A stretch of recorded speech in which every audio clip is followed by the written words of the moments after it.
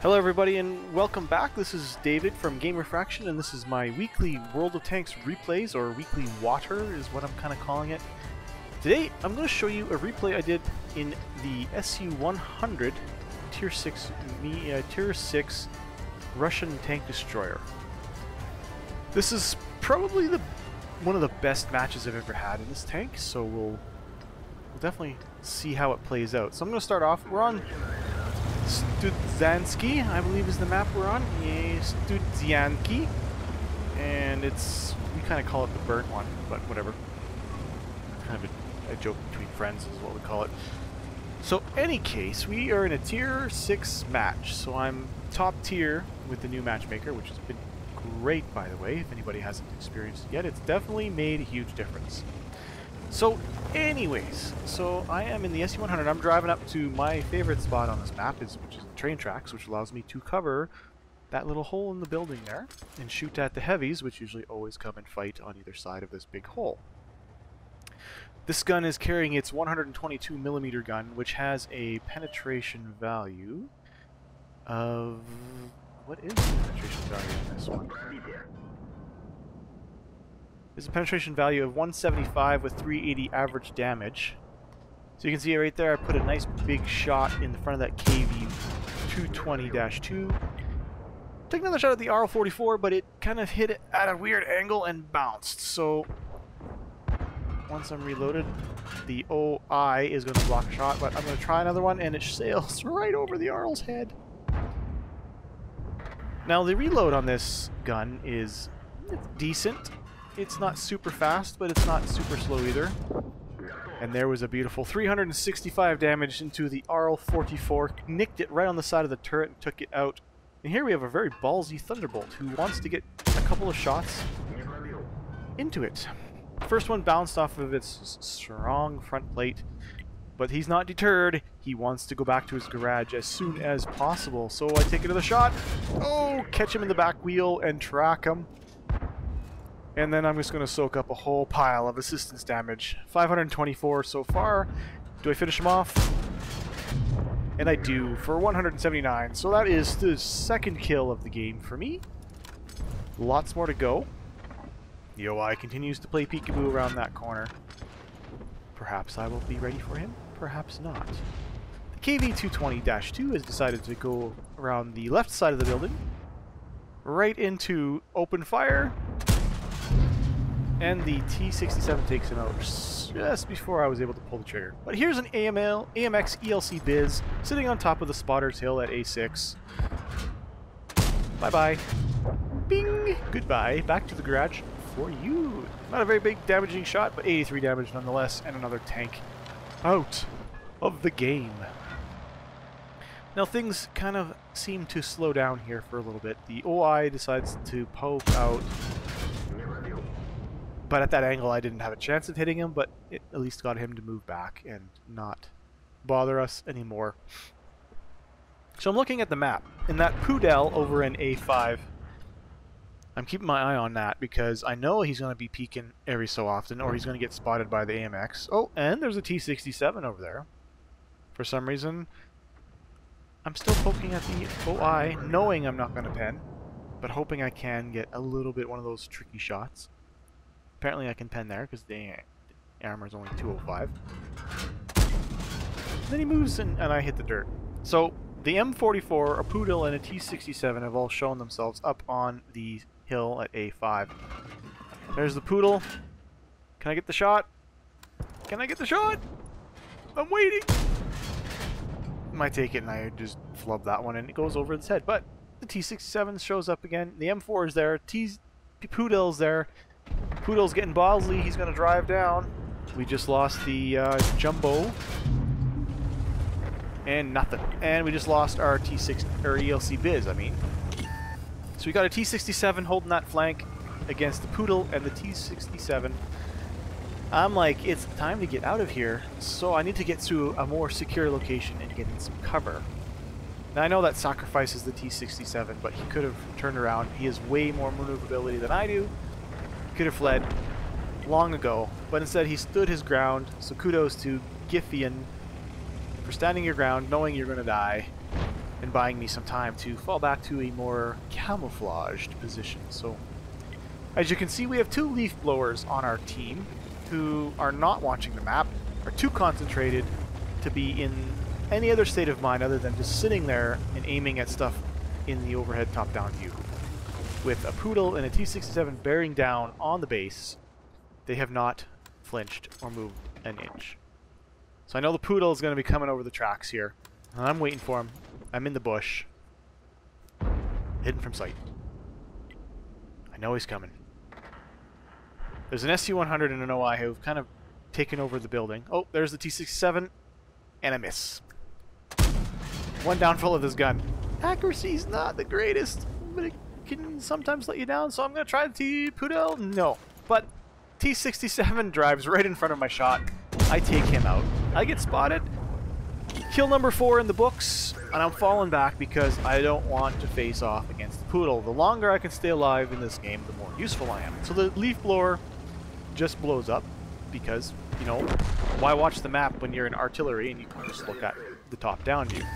So he died because he wasn't watching the map at all. The SU-100 is now, as you can see on the map, creeping towards where the Poodle is, and I'm worried. At this point, I'm like, oh, please don't let me die. Please don't let me die. So I'm going to try and get myself back into a bush for some cover so I can stay alive once more. Now, this leaf blower has turned to face the enemy that is approaching. I take a shot at the SU-100 and take off a chunk of damage. It's 370, and he gets taken out by the T-67. And, of course, the other leaf blower, who still hasn't moved, gets killed. Now there we go, we have the Poodle taken out for kill number 5, and the enemy's leaf blowers decide to focus fire on me, which sucked. Driver's down, tracks was repaired to get an emergency escape, knowing the leaf blowers have a faster reload. Now if you look at the in-game chat, coward hijack from one of the leaf blowers because I retreated into a safer position where I had cover, rather than just stand my ground and die like the rest of everybody else in the game. So I'm on 5 kills. We have a Stug 3 who's on... no kills. No, Stug 3's on the enemy team, my bad. So we have the SU-100Y who's on 1 kill, or no kills I should say. A T-67 on 1 kill. And we just lost our Cave-85 who had... I think he had 1 kill. So it's now 3 versus 5. So I've pulled myself back, and I'm trying to find a nice covered position, thinking the OI is going to come around over here and down in front of our base, maybe trying to cap or to push the issue on me, knowing that I was along the 0 line. So my best bet is to find some sort of cover, keeping myself out of sight, but yet still in a position to engage the OI. Sitting at 1700 damage with 584 assistance damage, which is, in my books, I'm feeling pretty good at this point. 5 kills. Haven't done that before in this tank. Enemy team still has an OI, a Dicker Max, a Stug 4, and the 2 leaf blowers. So I'm waiting, hoping that thinking that OI is going to come. Fortunately, the OI does not come. Instead, a Dicker Max shows his face, and he comes up to the center hill. I don't have a position to shoot him from here. But the SU-100 does not let us down, and he sets the Dicker Max on fire, and he quickly burns to death. And back to the garage for you. So the SU-100Y now has 1 kill. I have got 5, and our Stug 4 now dies, so the SU-100 now has 2. So it's 5, 2, and 1. We are now tied with the remaining tanks on the enemy team, just 2 leaf blowers and an OI. So it's very important we do not get spotted. Any chance we get spotted, leaf blowers will rain down cancerous death on us, and we will be back in the garage. And game over. So cautiously, I'm going to move up to this spot. I load the, mash the 2 key because I will need my skill level to go up a little bit higher, as Klaus would say. Knowing that the OI's armor is going to be tough to penetrate with my 122mm gun, I need to have that extra power to get in through his armor. Sitting in this bush, I accidentally knocked down a tree trying to turn a little bit, thinking the OI is still on my right side, and coming around to our base, so I have to relocate a little bit more in case the enemy artillery was watching this hill and they saw the tree fall. They still may have seen the tree fall, and even if they weren't watching, as long as they were not in their top-down view, they probably would have seen it. So I'm a little leery as to where to move to. I want to stay alive as long as possible. I am a good chance of making sure we can win this game, helping my team. And yeah, so it just becomes a little bit of a waiting game here as we wonder what is going to go on.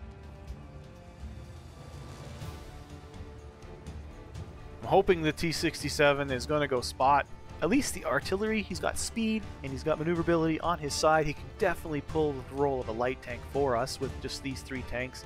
He's way faster than the OI if the OI even tries to shoot him. And the Su-100Y spots the leaf blower and takes him out as my shot, which should have hit the dirt right in front of his track. So knowing where the next artillery is most likely positioned at E1, we move into position, and the OI gets spotted crossing the tracks back at A2, or sorry, C2, A, and C3. So I should be safe to move up as I'm outside of spotting range. Most definitely. The T-67 drives into the cap and then back out again. Why? I have no idea. All that did was basically tell the enemy team that one person is in the cap if they haven't already spotted the T-67. If they did spot the T-67, then they know he was there. So because the Su-100Y has 3 kills and I have over 3 kills, we platoon up on the fly so we can get that coveted Brothers in Arms medal for having your platoon each get 3 or more kills. So the Su-100Y is in a perfect position. I'm going to come up here. I see the leaf blower just waiting, aiming in. I take the shot with my APCR round and take him out. 6 kills for the top gun. There's the OI. Can we take him out? I know we can take him out, but can I penetrate him with this last gold premium round? I take a blind shot as he's slow enough that his camo rating has gone in, and as you can see, his hit points has gone down, so he did take damage from me. I'm waiting for the reload, and the Su-100Y takes him out. Another awesome round. 6 kills for me and 4 kills for the Su-100Y. Gonna give a big shout out to King Davi 777 for your awesome assistance there. Hope you guys enjoyed, and take care. See you on the next one.